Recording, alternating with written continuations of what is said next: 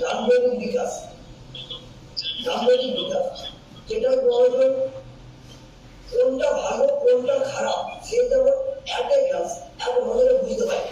আমার এইটা খারাপ হচ্ছে, খারাপ লাগছে, আমার এইটা যেটা করেছি বা যেটা পোশাক পরিচয় করাচ্ছি বা যে জিনিসটা আমি করছি সেটা আমার পাশের ছেলে বা পাশের মেয়ের তুলনায় বা ছাত্রছাত্রীর তুলনায় যেমন খারাপ বা ভালো এইটা যেমন সে বিচার করতে পারে, তাহলে কিন্তু সে নিজের স্বাস্থ্য বা সুস্থতা সম্পর্কে ওয়াকিবহাল হয়ে যায়। এর সঙ্গে যেটা প্রয়োজন সেটা হচ্ছে ভাষার বিকাশ।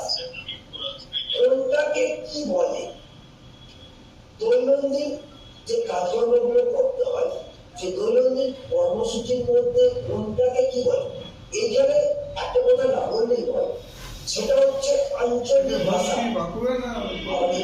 বাংলা বা ইংরেজি